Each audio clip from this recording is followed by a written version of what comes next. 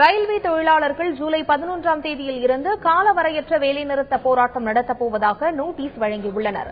புதிய ஓய்வூதிய திட்டத்தை கைவிட வேண்டும், ஆரம்பகட்ட சம்பளத்தை 26,000ஆக நிர்ணயிக்க வேண்டும், ரயில்வேயில் தனியார் மயத்தை கைவிட வேண்டும் உள்ளிட்ட கோரிக்கைகளை வலியுறுத்தி ஜூலை 11ஆம் தேதியில் இருந்து காலவரையற்ற வேலைநிறுத்தத்தை ரயில்வே தொழிலாளர்கள் அறிவித்திருந்தனர்.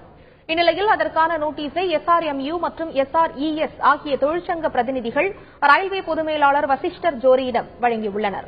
ரயில்வேயில் தனியார் மயத்தை அனுமதித்தால் பயணிகள் கட்டணம் உயரும் எனவும், எனவே ரயில்வே ஊழியர்களுக்கு மட்டுமின்றி பொதுமக்களின் நலனுக்காகவும் இந்த வேலைநிறுத்தம் நடத்தப்படுவதாகவும் ரயில்வே ஊழியர் சங்கத்தினர் தெரிவித்தனர்.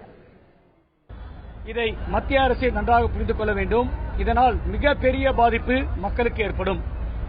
ஆகையால் உங்கள் மூலமாக மக்களுக்கு நாங்கள் கேட்டுக்கொள்வதெல்லாம், தனியார் மயத்தை உள்ளே கொண்டு வந்தால் இன்றைய தினம் 100 ரூபாய் டிக்கெட் என்பது அந்த பயணிகள் இங்கிருந்து பெங்களூருக்கு செல்ல வேண்டும் என்றால் குறைந்தபட்சம் 800 ரூபாய் ஆகிவிடும் என்பதை உங்களுடைய கவனத்திற்கு கொண்டு வருகின்றோம். ஆகையால் ரயில்வே தொழிலாளர்களுக்காக மட்டுமல்ல, மத்திய அரசு ஊழியர்களுக்கு மட்டுமல்ல, பயணிகளுக்கு அந்த பயணச்சீட்டுடைய விலை ஏறக்கூடாது என்பதையும் கணக்கில் கொண்டு இந்த போராட்டத்தை அறிவித்திருக்கின்றோம். ஆகையால் அரசியலை சார்ந்த கட்சிகள், மற்ற நட்புடன் இருக்கின்ற யூனியன்கள் மற்றும் பொது முக்கியமாக உங்கள் சார்பாக மக்களும் முழு ஆதரவை இதற்கு தர வேண்டும் என்று கூறிக்கொள்கின்றேன்.